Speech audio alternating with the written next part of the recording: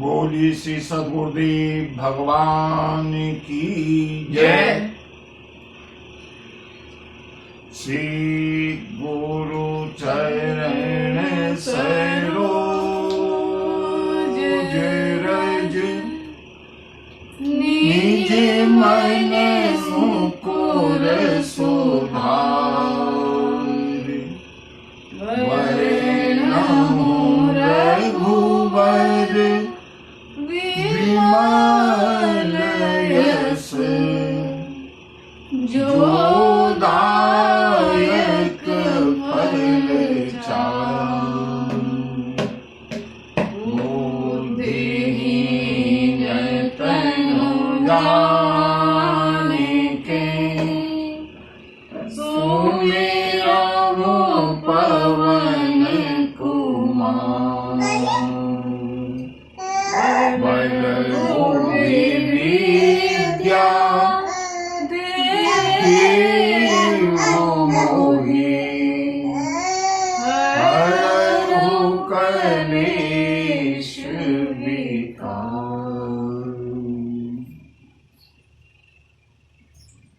प्रेम के साथ दो बार भगवान नाम संकीर्तन, तत्पश्चात प्रभु इच्छा से, प्रभु कृपा से, प्रभु प्रेरणा से जो भी राम कथा प्रभु की इच्छा होगी उसका हम श्रवण और गायन करेंगे। सबसे पहले हरि नाम संकीर्तन। हरे राम राम राम सीता राम राम राम। हरे राम राम राम सीता राम राम राम। हरे राम राम राम सीता राम राम राम। हरे राम राम राम सीता राम राम राम। हरे राम राम राम सीता राम राम राम। हरे राम राम राम सीता राम राम। हरे राम राम राम सीता राम राम राम। हरे राम राम राम सीता राम राम राम। हरे राम राम राम सीता राम राम राम।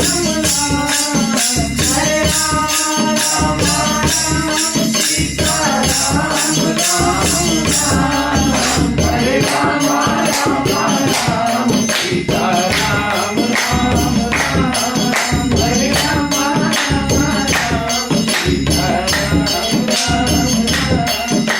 राम राम राम सीता राम राम राम। हरे राम राम राम सीता राम राम राम। हरे राम हरे राम हरे राम राम राम सीता राम राम राम। हरे राम राम सीता राम राम।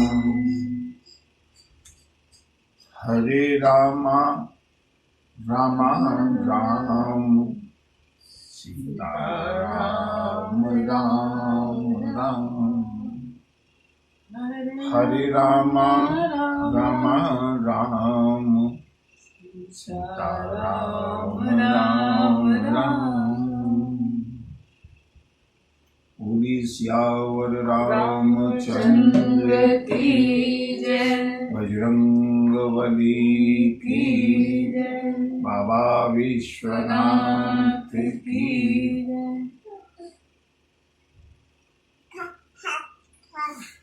मंगल भवन अमंगल हारी। मंगल भवन अमंगल हारी।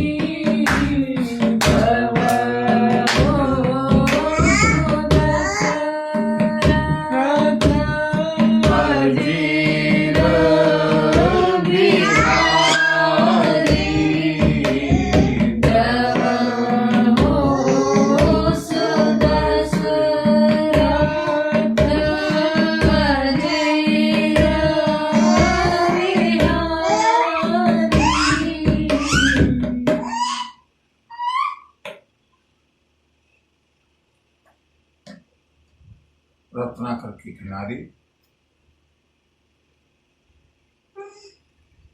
सागर के किनारे सारी वानर सेना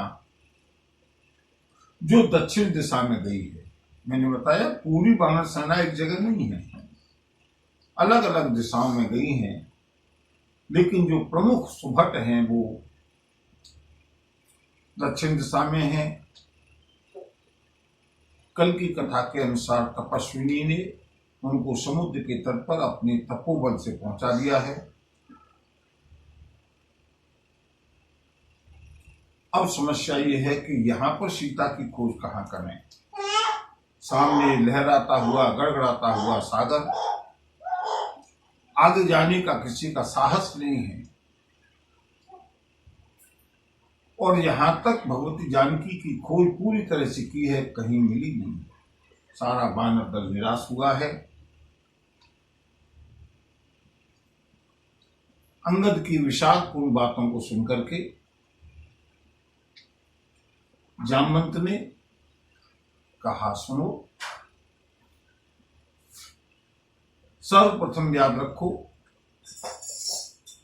महाराज सुग्रीव ने जो संदेश दिया था उसका ध्यान रखो। और बंधुओं, महाराज सुग्रीव ने क्या संदेश दिया है मालूम है? उस दिन कथा की शीघ्रता में बंधु उसका व्याख्या नहीं कर पाए थे हम, लेकिन बहुत ही नीतिगत बात है। सुग्रीव का संदेश केवल वानर भालुओं के लिए नहीं है, एक नीति शास्त्र का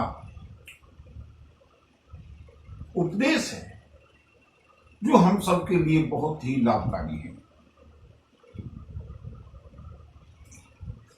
भानु पीठ से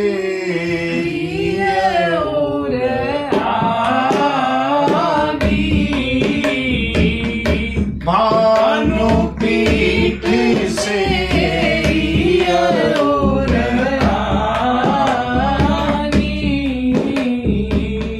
स्वामी सर्वभाव छल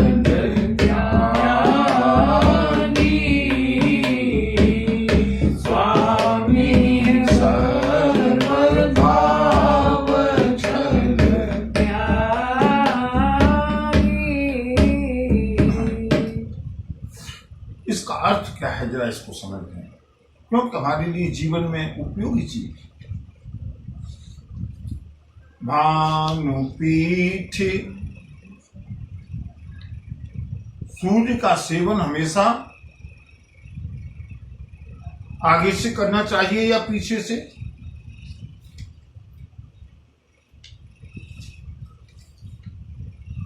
सुग्रीव कहता है, नीति कहती है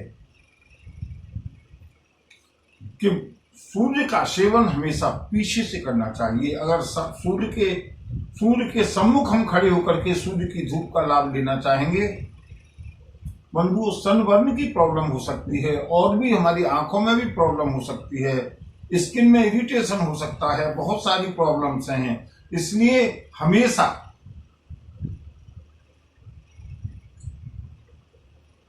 सूर्य का सेवन पीछे से।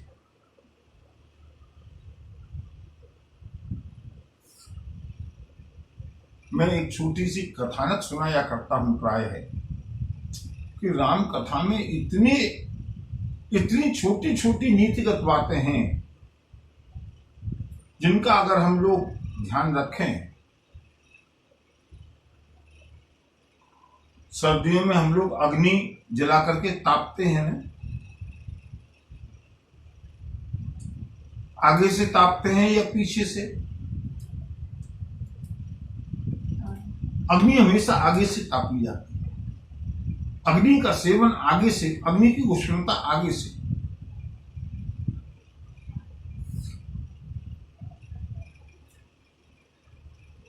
एक सज्जन थे, बहुत अधिक सर्दी का समय था, कटकटा की सर्दी पड़ रही थी। उन्होंने अग्नि का छोटा सा अलाव जलाया, लकड़ियां जलाई थोड़ी सी आगे से अग्नि सेकी, थोड़ी सी गर्माहट आई,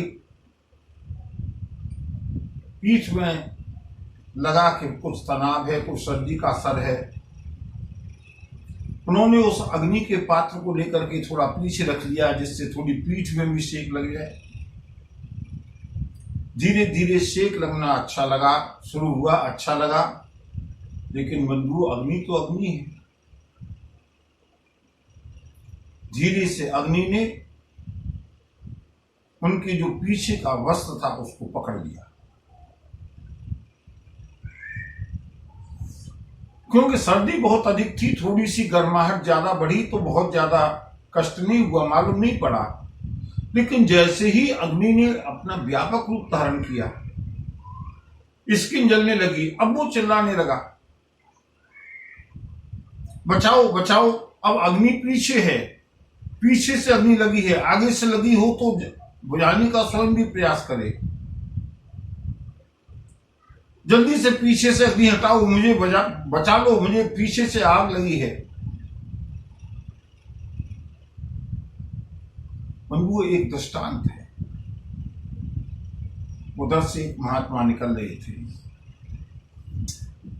लागी दया कोमल चित संता, महात्मा को लगा कि जला जा रहा है।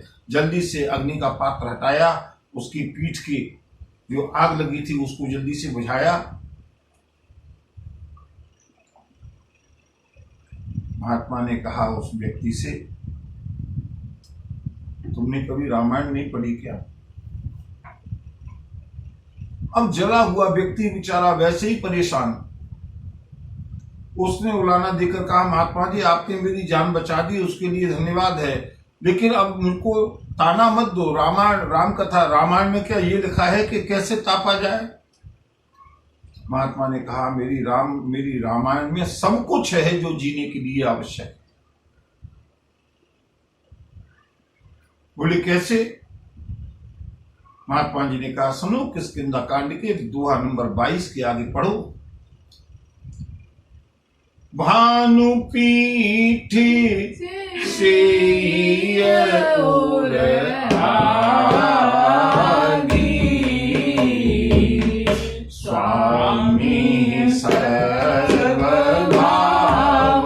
छल त्यागी,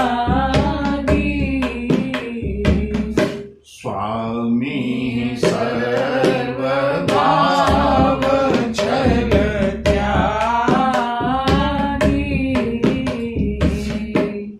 का सेवन हमेशा पीछे से, ये नीति कहती है। अग्नि का सेवन हमेशा आगे से।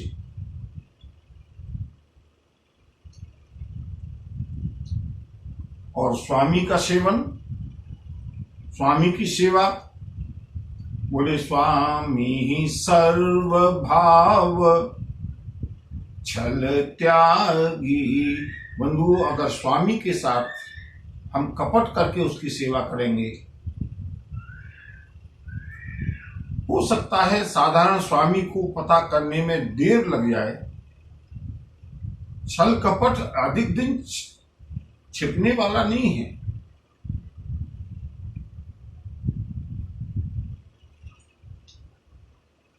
लेकिन जो हमारा स्वामी है, उससे तो हम एक क्षण के लिए भी छिपा नहीं सकते। हम दुनिया को दिखाने के लिए प्रभु का भजन करते हैं। बंधुओं, ईमानदारी की बात यह है, जिससे दुनिया ये समझे, माथे पर चंदन लगाया है, तिलक लगाया है, क्यों? जिससे दुनिया ये समझे कि ये भजनानंदी है। दाढ़ी रखाई है, चोटी रखाई है, किस लिए? सब लोग ये समझे कि ये भजनानंदी है। प्रभु को रिझाने के लिए तो बंधुओं सारे छल कपट छोड़ करके केवल और केवल प्रभु का भजन करना है, प्रभु की सेवा करनी है। ये सुग्रीव ने उपदेश दिया है। वानरों,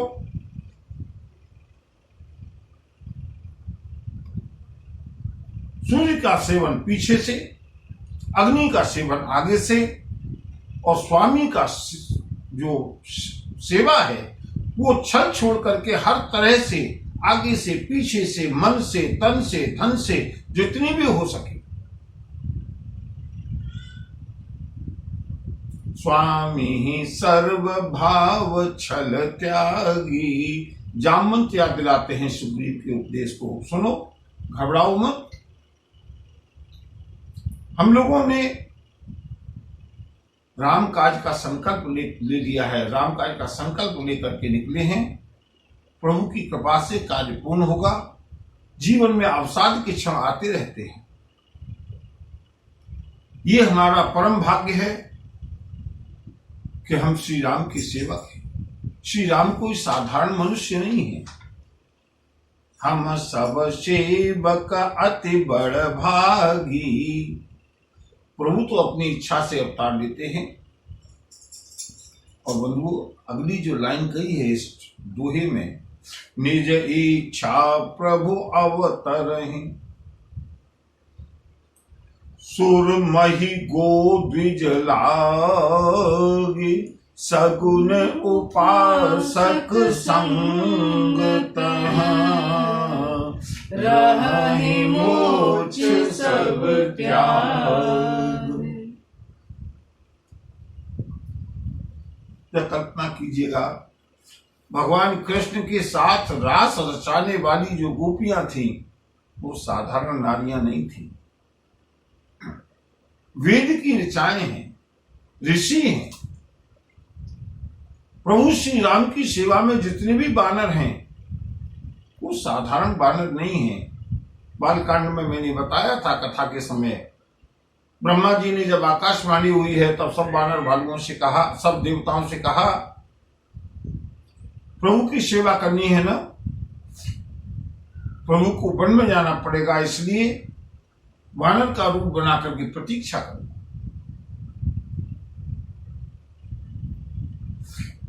प्रभु के अवतार के समय प्रभु के आसपास का जो भी परिकर होता है, साधारण परिकर नहीं होता, साधारण लोग नहीं होते। वो उनकी लीला में जितने भी सहभागी होते हैं वो सारे के सारे प्रभु के दरबार के लोग प्रभु के साथ अंश के रूप में अवतरित होते हैं। यहां तक कि रावण और कुंभकर्ण भी जय और विजय नाम के द्वारपाल हैं।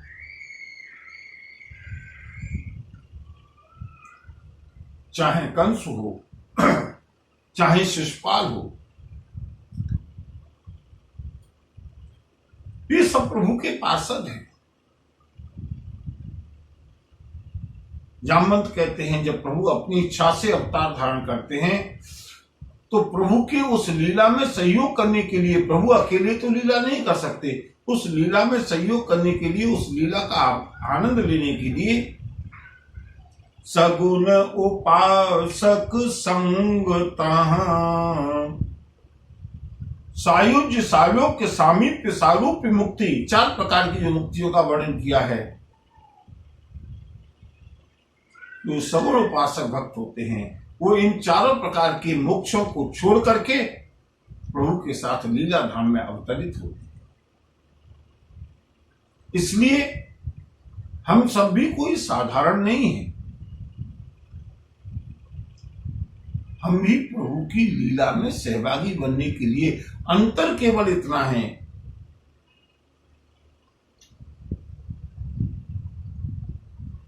ईश्वर को सब मालूम है और जीव जो बन करके आता है वो भूल जाता है। भगवान द्वारकाधीश ने अर्जुन से कहा, अर्जुन मेरे और तेरे अनेक जन्म हो चुके हैं, लेकिन अंतर केवल इतना है कि मैं उन सारे जन्मों को जानता हूं और तू उन सारे जन्मों को भूल गया है। प्रभु ने विस्मृति दी है जीव को, और बंधुओं ये विस्मृति भी प्रभु का प्रसाद है।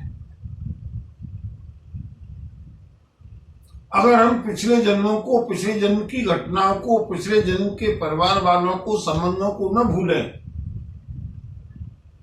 विचार कीजिएगा आदमी का मस्तिष्क विक्षिप्त हो जाएगा। इस जन्म के भी संबंध हैं, पिछले जन्म के भी संबंध हैं, उससे पिछले जन्म के भी संबंध हैं, विस्मृति भी प्रभु का वरदान है।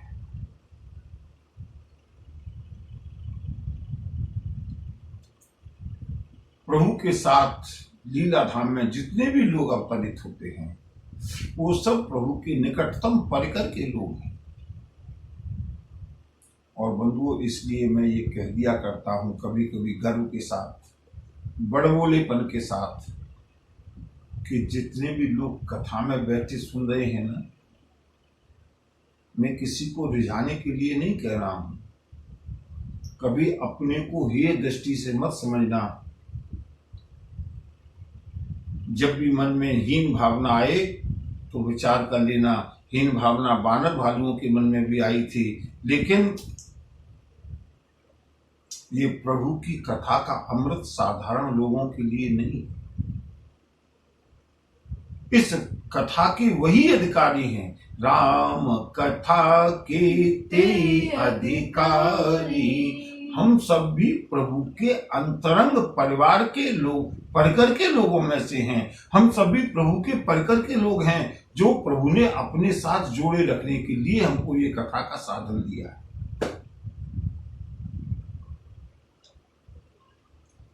ये हमारा अहोभाग्य, ये हमारा सौभाग्य है। बंधु, हमेशा जीवन में आशावादी दृष्टिकोण अपनाइएगा। उसी आशावादी दृष्टिकोण का प्रतिपादन करते हैं यहाँ जामवंत। जामवंत वानरों को समझाते हुए, और वहीं पर पर्वत की एक कंदरा है, एक गुफा है। जामवंत के इन उपदेशों को उस कंदरा में, उस गुफा में रहने वाले संपाति नामक गिद्ध ने सुना। ये दो भाई हैं, संपाति और जटायु। दोनों सगे भाई हैं, दोनों गिद्ध जाति के हैं। संपाति भी मांसाहारी है, जटायु भी मांसाहारी था। लेकिन संपाति बड़ा भाई है,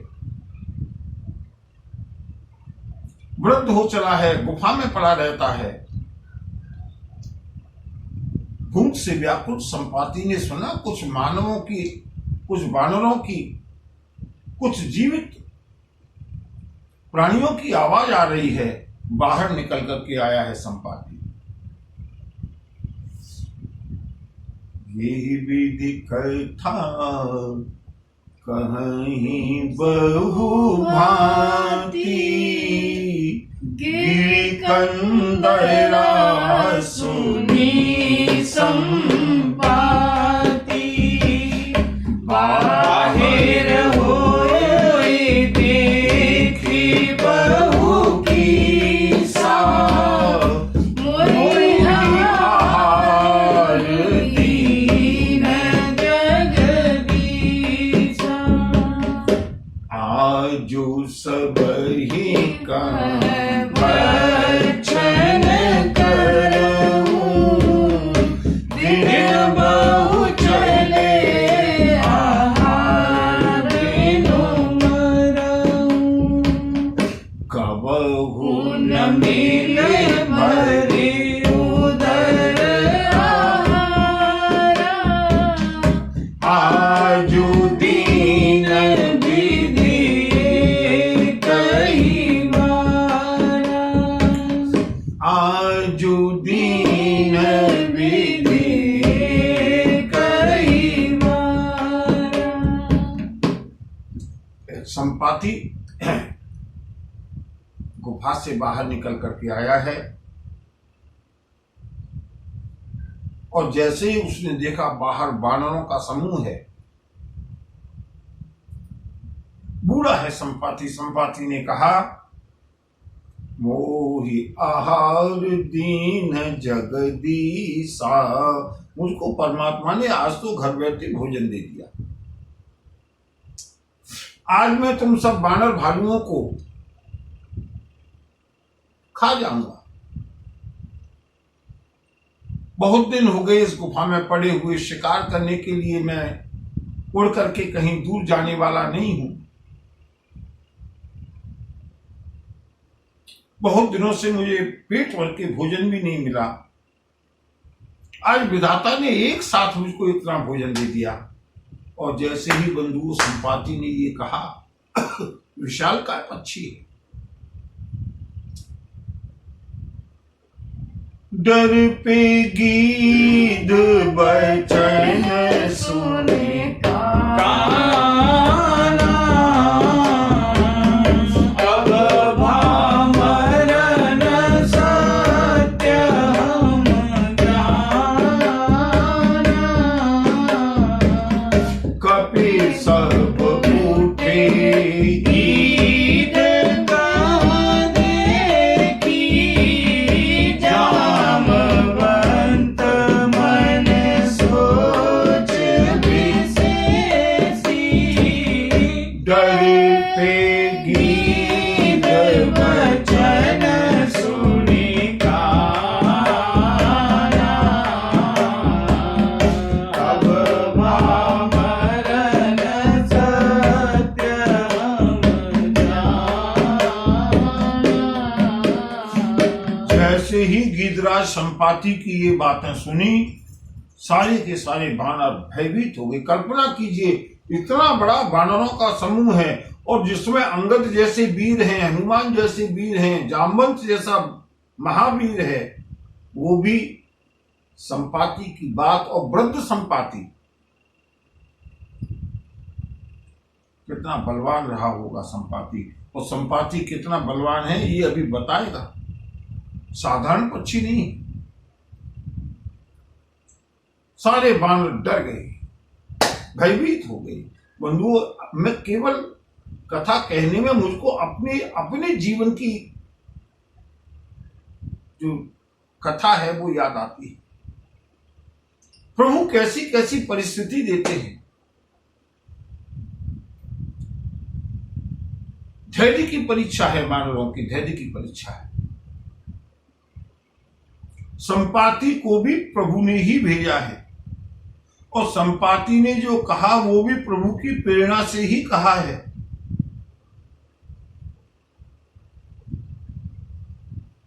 विचार कर लेना, जब भी भय हो, जब भी शोक हो, प्रभु का स्मरण करो। इसके पीछे भी कोई ना कोई रहस्य है। सारे बानर अपनी जगह उठ करके खड़े हो गए। जामवंत को भी चिंता हुई, अब तो मृत्यु निश्चित है, यहां से हम आगे बढ़ नहीं सकते, पीछे लौट करके जा नहीं सकते, महाराज सुग्रीव वध करेंगे। हम सोच रहे थे यहां पर बैठ करके अनशन करके प्राण त्यागें, लेकिन प्रभु ने हमको जीते ही मरने के लिए एक पक्षी को भेज दिया। अब भामरन सत्य हम जाना, ये गिरिराज हम सबको खा जाएगा।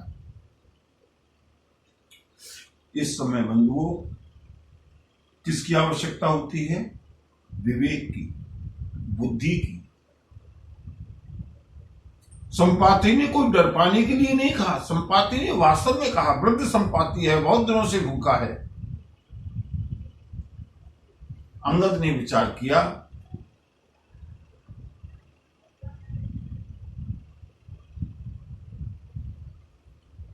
जटायु भी पक्षी था, गीध था, ये भी गीध है। हो सकता है दोनों में कोई संबंध रहे, इसलिए क्यों न जटायु की चर्चा शुरू की जाए। और बंधुओं, अंगद ने यहां पर जटायु का प्रसंग प्रारंभ कर दिया। इसे कहते हैं बुद्धिमानी। इसीलिए बाली ने कहा था ना, यह तनय मम सम विनय बल। अंगद ने कहा, कह अंगद विचारे मन माही,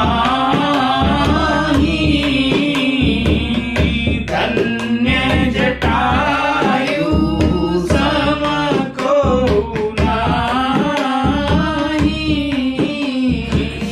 राम काज कारण तनु त्यागी, हरिपुर गयउ परम बड़ भागी।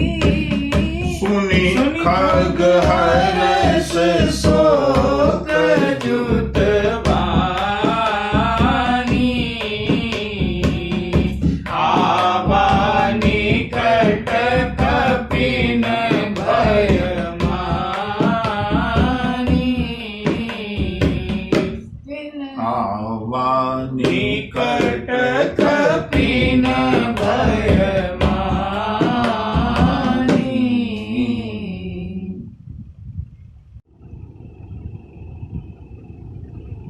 अंगद की बात को सुनकर के अंगद ने कहा, जटायु के समान कोई बड़भागी नहीं है, कोई धन्य नहीं है। श्री राम के काज के लिए उसने अपने शरीर को छोड़ दिया, प्रभु के धाम में चला गया। और जैसे ही अपने छोटे भाई जटायु का नाम सुना, संपाति खिसक करके वानरों के पास आया। और जैसे ही वानरों के पास आया, आवा निकट कपिन भय मानी, वानर पीछे हट गए, घबरा गए। अब तो ये हमारे ऊपर आक्रमण करने वाला है। तिनहि अभय करे, संपाति ने कहा, डरो मत, डरो मत। मुझे बताओ, ये जटायु की तुम लोग चर्चा कैसे कर रहे हो? जटायु को कैसे जानते हो? बंधु अंगद और जामवंत ने पूरा वृत्तांत सुनाया है। सुने संपाति बंधु कहे करनी। अभी संपाति को जटायु के वध का ज्ञान नहीं है।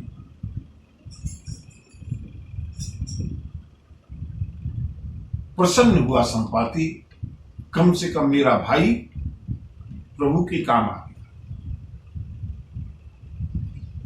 वानरों से कहा, मैं अब इस योग्य तो नहीं हूं कि यहां से समुद्र तक जा सकूं। मोहि ले जाहु सिंधु तट, देहूं तिलांजलि, बचन सहाय करब में, पैहु खोजहु जाय। क्या प्रभु ने बंधुओं तार मिलाया है? क्या प्रभु ने व्यवस्था की है? हमको लगता है व्यवस्था हम कर रहे हैं, लेकिन व्यवस्था करने वाला था कोई और है।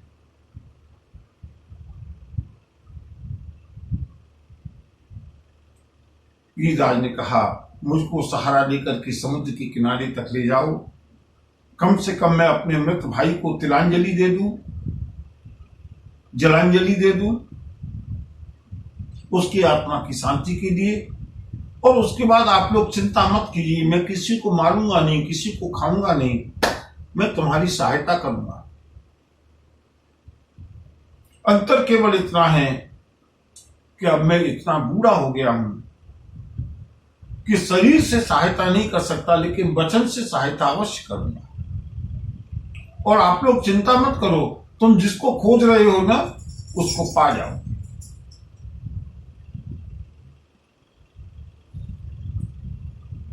वानरों के साथ संपाति गया है समुद्र के किनारे, अपने भाई जटायु को जलांजलि दी है। और उसके बाद वानरों को अपनी कथा सुनाने लगा। सुनो, विनय और संपाति दोनों भाई थे, भाई हैं। हम दो बंधु प्रथम तरुणाई,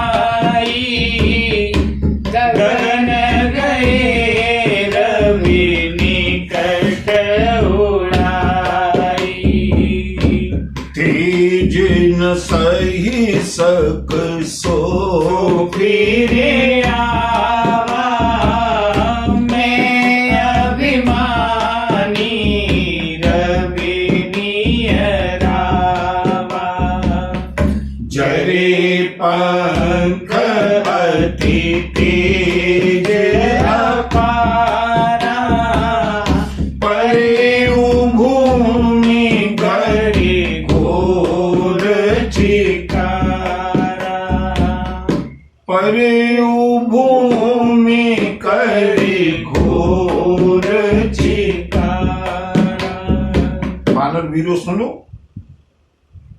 हम दोनों भाई अत्यंत बलवान थे, और जब जवानी का पहला उफान था, उठती हुई जवानी थी, तरुणाई थी, उस समय हम दोनों ने कहा कि चलो आकाश की सैर करके आते हैं, सूर्य को स्पर्श करके आएंगे, सूर्य लोक तक होकर के आएंगे, इतना बल था हमें। हम दोनों ने उड़ान भरी, उड़ते गए उड़ते गए उड़ते गए। और बंधुओं, सूर्य कितने किलोमीटर है आप लोग अंदाज लगा सकते हैं, विज्ञान आजकल बताता है। इतनी ऊंची उड़ान बढ़ते चले गए, लेकिन भगवान भास्कर का, भगवान सूर्य का जो तेज था, उस तेज के जैसे जैसे निकट गए, जटायु को लगा अब हम इस आग के साथ, कितना तेज होता है सूर्य का, 10⁻⁷ डिग्री सेंटीग्रेड।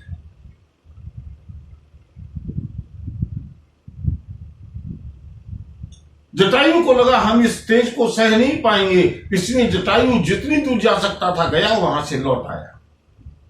लेकिन मुझको अपने बल का अभिमान ज्यादा था, मैं बड़ा भाई था ना, और ऊपर उड़ा, सूर्य के लगभग निकट पहुंच गया। लेकिन जरे पंख अति तेज अपारा, सूर्य तक नहीं पहुंच सका। सूर्य की रश्मियों से, सूर्य की किरणों से, सूर्य की तेज से, सूर्य की अग्नि से, सूर्य के ओज से मेरे पंख चल गए।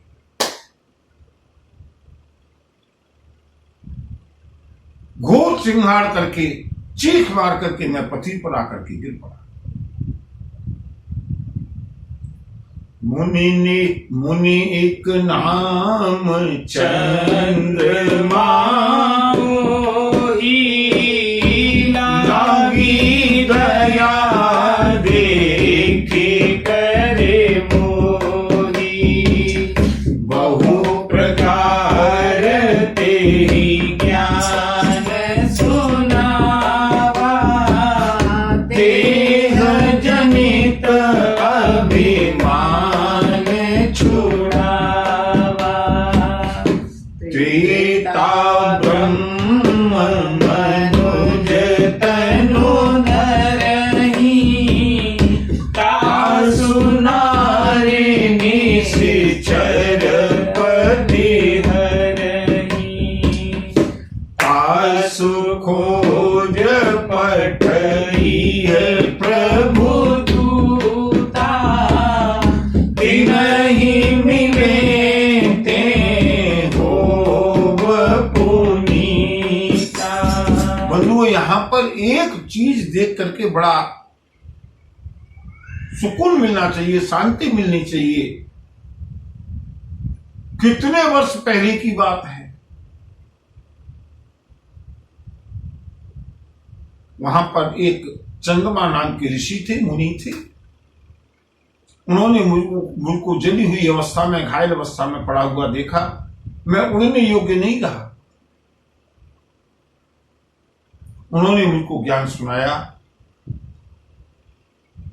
और उन्होंने मुझसे कहा, ये कथा त्रेता युग से पहले की है।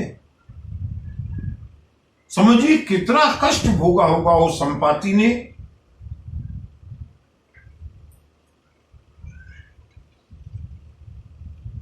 मुनि ने कहा, चिंता मत करो, त्रेता युग आएगा, वो अखिल ब्रह्मांड नायक मनुष्य का रूप धारण करके पृथ्वी पर अवतार लेंगे। उनकी पत्नी को राक्षसों का राजा अपहरण करके ले जाएगा। अपनी पत्नी की खोज के लिए प्रभु अपने दूतों को भेजेंगे और उनके मिलने से तुम फिर से पवित्र हो जाओगे। बंधु, मैं केवल ये कहना चाहता हूं कि हमें लगता है कि हम जी रहे हैं, हम कर रहे हैं। हमारी स्क्रिप्ट कितने युग पहले लिखी जा चुकी है।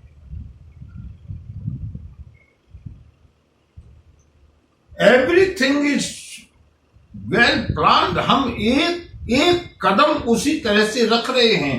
प्रकृति उसी तरह से आगे बढ़ रही है।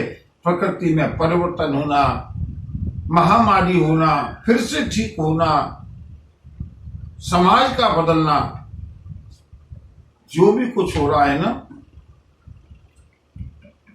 प्रभु की इच्छा से पूर्व नियत है बंधु। हम तो केवल उसमें एक बुदबुदे की तरह अपना रोल निभाते हुए जब भी मन में निराशा हो सोच लेना मैं कुछ नहीं कर रहा हूं, ये तो वेल प्लान है, पहले से प्लान है। लेकिन बंधुओं याद रखिएगा, ये बात जो मैं आपको बार बार कथा में सुनाता हूं ना, ये केवल आप लोगों तक ही सीमित है।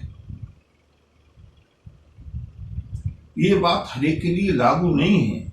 भगवान ने अर्जुन को ये ज्ञान दिया, गीता का ये ज्ञान चाहते तो दूसरे अध्याय में भी दे सकते थे।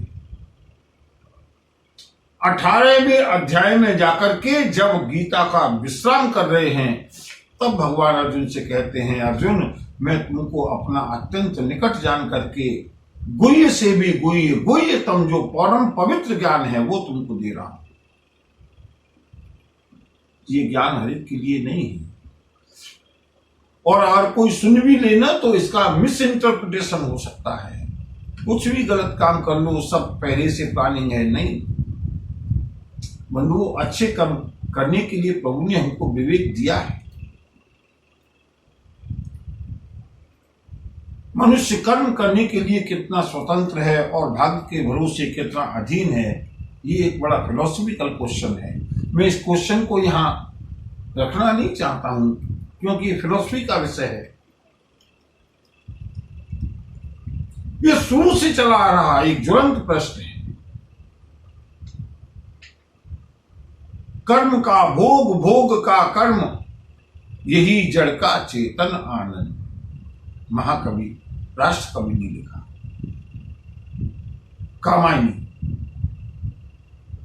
कर्म का भोग, भोग का कर्म, यही जड़ का चेतन आनंद। ये एक उलझी हुई गुत्थी है कि हम जो भी कुछ कर रहे हैं वो हमारा भोग है ये या हमारा कर्म है। इसको हम अभी इस कथा के बीच में लाना नहीं चाहते।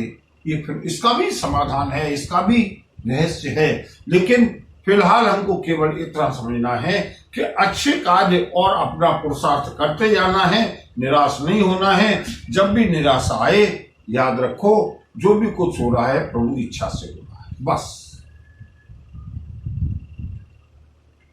मैंने आपको इतनी बात इसलिए बताई कि संपाति कह रहा है, चंद्रमा नाम की मुनि ने मुझको पहले ही बता दिया था कि त्रेता ब्रह्म, यानी त्रेता युग से पहले की बात है। त्रेता में परमात्मा मनुष्य का शरीर धारण करेंगे, उनकी पत्नी को राक्षसों का राजा अपहरण करके ले जाएगा। ये सारा पहले से नियत है। हमको अच्छा, आप लोग कभी कभी विचार करते होंगे, कभी कभी हमारे जीवन में ऐसी अघटित घटनाएं घट जाती हैं जिसको हम घटाना नहीं चाहते, जिसको हम करना नहीं चाहते, लेकिन हो जाती। क्यों? क्योंकि परमात्मा को वो काम हमसे कराना है। कभी कभी एक बहुत उद्दंड और नीच और आतताई व्यक्ति भी बहुत अच्छा काम कर देता है, और कभी कभी एक बहुत बड़ी सज्जन से भी कोई गलती हो जाती है। क्यों? वी आर दी पपेट्स, हम कठपुतली हैं। प्रभु हमसे जो करा रहे हैं, और बंधु अगर इतना ही ध्यान रहे ना कि प्रभु हमसे जो करा रहे हैं तो प्रभु अच्छा ही अच्छा कराएंगे। क्योंकि जहां प्रभु का स्मरण होगा ना, मंगल भवन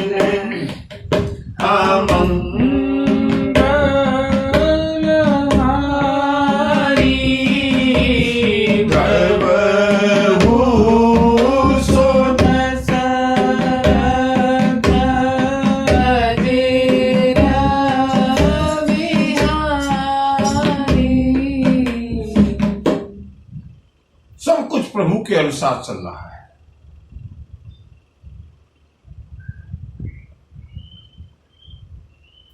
लोग भयभीत होते हैं, लोग परेशान होते हैं, लोग तनाव में आते हैं। क्यों? मोह के कारण, अज्ञान के कारण। बंधुओं, अगर विवेक जागृत हो जाए ना, काहे रोवे मनुआ, आनंद ही आनंद है, काहे रोवे मनुआ, आनंद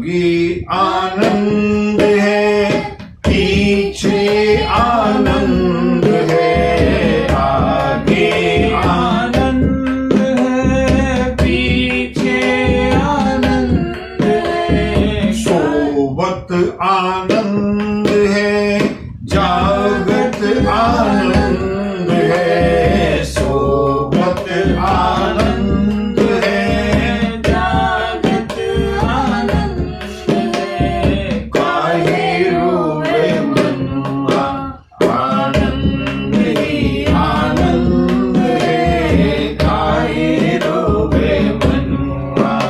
आनंद ही आनंद है। बंधु, एक बार मुझसे एक सज्जन ने प्रश्न किया, आचार्य राम कथा सुनने से आनंद प्राप्त होता है, मैंने सुना है। मैंने कहा सही सुना है।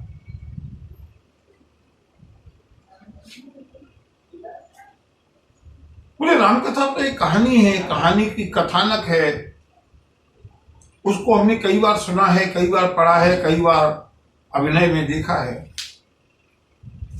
थोड़ी देर के लिए सुख मिलता है, अच्छा लगता है, मनोरंजन होता है, यहां तक तो ठीक है, लेकिन उससे आनंद कैसे मिलेगा?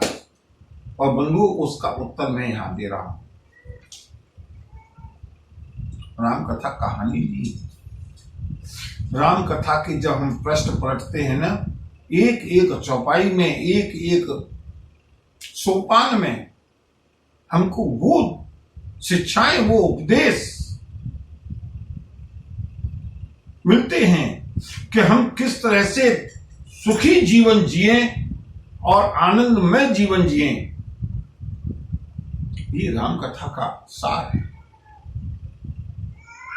जीवन में जब आज की सबसे बड़ी समस्या निराशावादी समस्या है, निराशावादी दृष्टिकोण। आप लोग देखते होंगे टीवी में, चाहे भले ही कुछ स्कैंडल बनते हों उसकी आड़ में, लेकिन फिर भी आम आदमी की प्रवृत्ति निराशावादी होती आ रही है। राम कथा एक आशावादी दृष्टिकोण प्रदान करता है।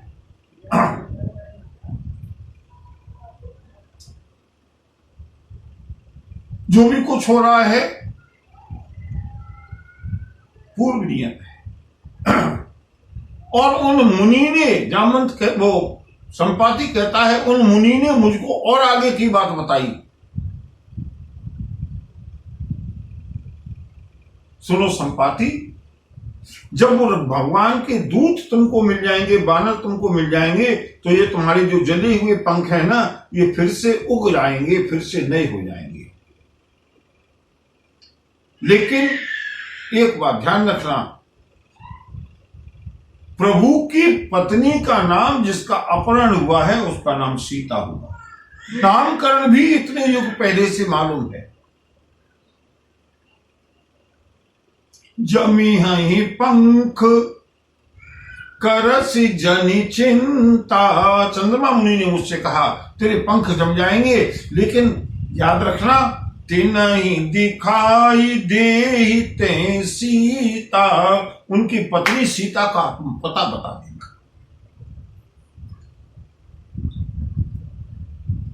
संपाति को प्रसन्नता हुई। संपाति कहता है, आज मेरे जो जले हुए पंख थे, अवस्था तो वृद्ध है, लेकिन मेरे जो जिनकी वजह से मैं इतना कष्ट पा रहा था, वो मेरे नए नए पंख जमना शुरू हो गया। सोने मामा बचन करहु प्रभु काजू। बूढ़ा संपाति कहता है, बंधु अब यहाँ दो बूढ़े हो गए, एक जामवंत भी बूढ़े हैं और एक संपाति बूढ़ा है। संपाति कहता है, चिंता मत करो, निराशा मत करो, सीता मिलेंगी मिलेंगी और मिलेंगी।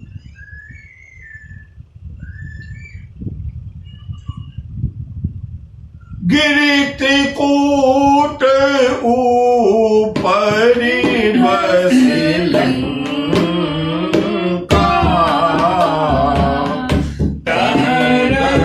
रावण सहज असंका, तह अशोक उपवन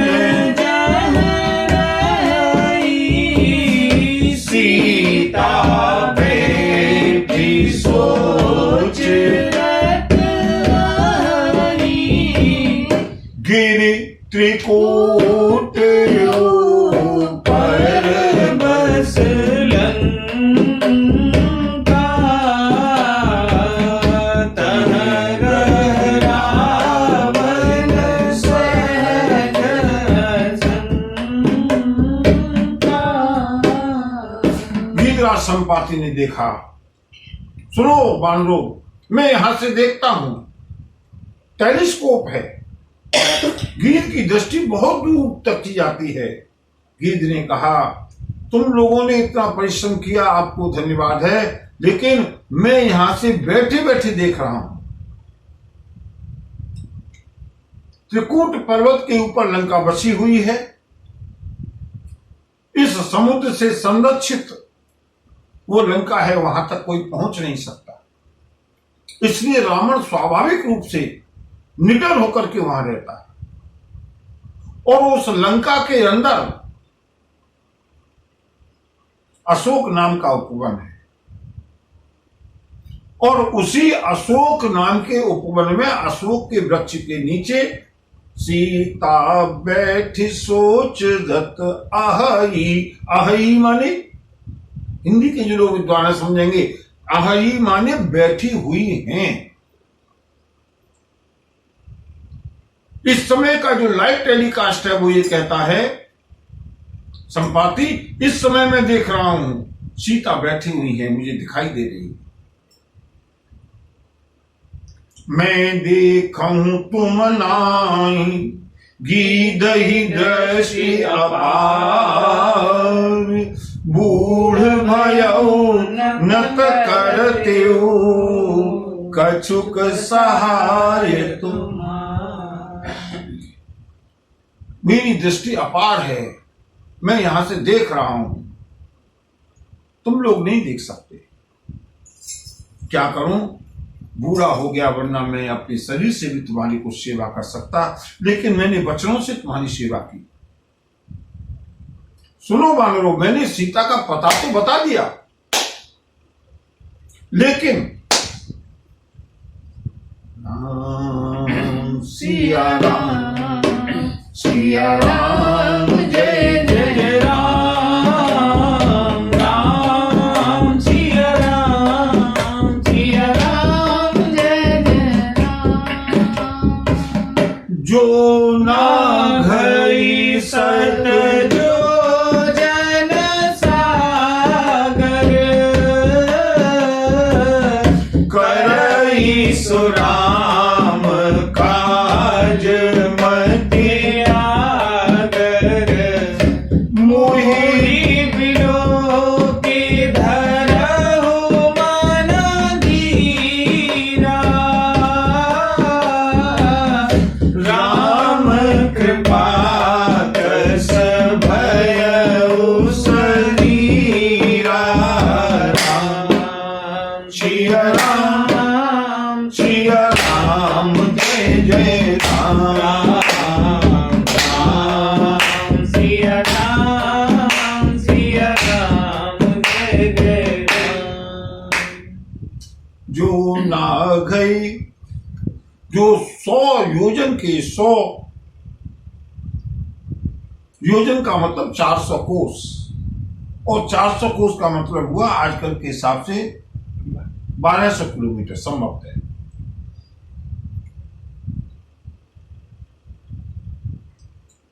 जो इतनी दूर, इतने लंबे इस समुद्र को पार कर देगा, लांग जाएगा, लेकिन केवल बल नहीं चाहिए। करई सुराम काज मति आगर, वही जो बुद्धिमान होगा, बुद्धि का निधान होगा, वही सीता की दर्शन करके वापस आ पाएगा। वही प्रभु श्री राम का कार्य करेगा। चिंता मत करो, मुझको देख करके धैर्य धारण करो, विश्वास करो, मैं प्रमाण हूं श्री राम की कृपा से। मैं असहाय पक्षी कितना, मेरे पंख उगाई में नया हो गया। और बंधुओं, एक चौपाई ऐसी कही है संपाति ने कि अगर उस चौपाई की व्याख्या करते रहे ना तो शायद 2-4 दिन भी कम पड़ेंगे, लेकिन हम उस चौपाई को नमन करते हुए आगे बढ़ेंगे। अत्यंत सुंदर मार्मिक चौपाई है और ऐसी चौपाइयों में मेरा मन बहुत रमता है। संपाति कहता है, पापी हूँ जाकर नाम सुमिरहि अति अपार भव सागर तरहि। पापी भी जिसके नाम का स्मरण कर ले, ये तो 100 योजन का समुद्र है। ये संसार रूपी जो अपार, जिसकी कोई सीमा नहीं है, इस संसार सागर को भी एक पापी केवल प्रभु का स्मरण करके पार कर लेता है। ये तुम लोगों का सौभाग्य है कि तासु दूत तुम उन प्रभु श्री राम के दूत हो। कायरता छोड़ो, राम हृदय धरि करहु उपाय। प्रभु श्री राम को हृदय में स्मरण करके उपाय सोचो। ऐसा कहकर के गीधराज संपाति गया, अपनी गुफा में गया। अस कही गरुण गीध जब गयऊ, तिनके मन अति विस्मय भयऊ। अब सारे बानरों को क्लू मिल गया, पता मिल गया, लेकिन राम का काम तो पूरा तब होगा ना जब भगवती जानकी का दर्शन हो जाए।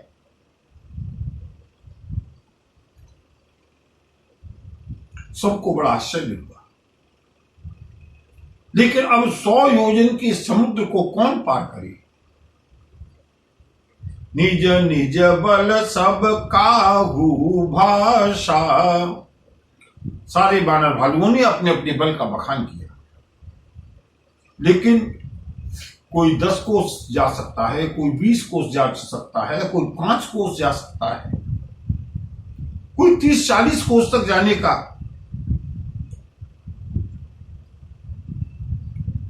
कोई 10 योजन तक जा सकता है, लेकिन 100 योजन समुद्र, बीच में कोई पड़ाव नहीं है।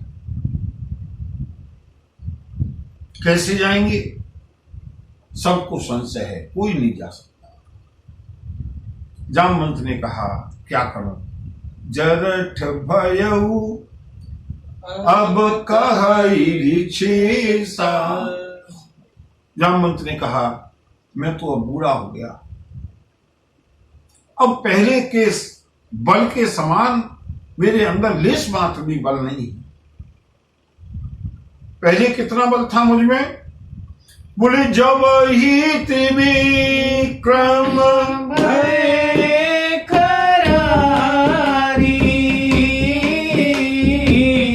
तब मैं तरुण रही बल भारी।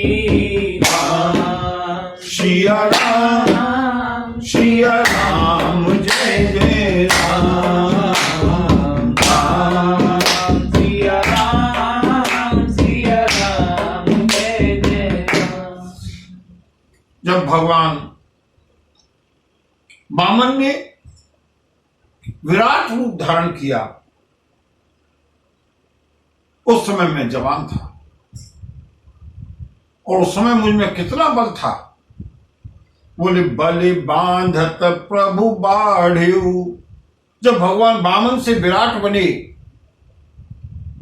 बलि बांधत प्रभु बाढ़ेऊ, सो तनु बरनि न जाय। उसका वर्णन नहीं हो सकता, विराट रूप था। पृथ्वी से लेकर के स्वर्ग लोक,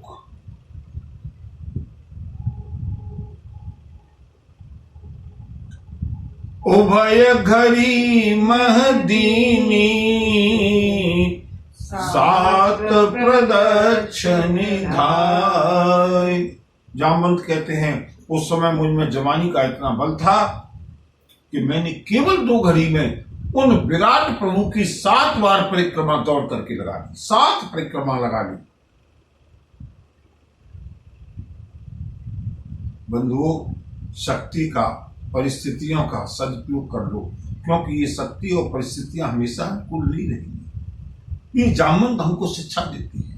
हमारे अंदर जब तक जवानी है, जोश है, धन है, संपन्नता है, हमारा सामर्थ्य है, प्रभु का भजन करें। बुढ़ापे में करेंगे, बुढ़ापे में किसी ने भजन नहीं किया। किसी भी भक्त का नाम देख लो, चाहे वो ध्रुव हो, चाहे प्रहलाद हो, चाहे मीरा हो, चाहे नरसिंह हो, चाहे रैदास हो, चाहे कबीर हो, चाहे नानक हो, चाहे दादू हो, जिस किसी ने किया बचपन में किया, जिस किसी ने किया जवानी में किया। अपनी परिस्थितियों का, अपनी सामर्थ्य का, अपनी ताकत का सदुपयोग। जामवंत के इस कथन से हमको ये उपदेश मिलता है, संदेश मिलता है। बाद में बुढ़ापे में कोसने से कुछ नहीं हुआ, क्योंकि बुढ़ापा तो सब पर आना है। अब हम बूढ़े हो गए, नहीं हम भी कथा सुनने जाते। अब हम बूढ़े हो गए, वरना हम भी परिक्रमा लगाने जाते। तब हमारे पास इतना पैसा था, लेकिन हम पैसा नहीं है, वरना हम भी दान करते, हम भी कथा करते। बंधुओं, समय रहते हुए प्रत्येक परिस्थिति का सदुपयोग, ये राम कथा का संदेश है। उभय घरी मह दीनी, सात प्रदक्षिण धाय, सियावर रामचंद्र पद जय शरण शंकर हरि। जय जय सिया राम, जय जय बंधु, मुझे मालूम ये नहीं था कि प्रभु इतनी लंबी कथा क्यों खींच रहे हैं, लेकिन प्रभु की इच्छा थी कल मंगलवार है ना, कल ही सुंदरकांड का सुंदर प्रारंभ हो। और बंधुओं, कल बजरंगबली का चरित्र, बजरंगबली का तेज, बजरंगबली की कथा, और कल सुंदरकांड का सुंदर प्रारंभ होगा। सभी लोग बहुत बहुत सम्मान के साथ आमंत्रित हैं कल की कथा के लिए। और जो भी रसिक श्रोता हों, जो प्रतिदिन नहीं सुन पा रहे हों, उनसे कहिएगा कल की कथा में अवश्य पधारें, कल की कथा को अवश्य सुने। कल न सुन पाए, जब भी सुने, कल मंगलवार दिनांक 25 अगस्त की कथा को अवश्य सुने। कल बजरंगबली का पावन चरित्र प्रारंभ होगा। मंगलवार का दिन है, प्रभु की इच्छा है, इसलिए कल सुंदरकांड को हम प्रारंभ करेंगे, बजरंगबली के चरित्र को प्रारंभ करेंगे। बोलिए सियावर रामचंद्र की जय। नमः पार्वती पतये, हर हर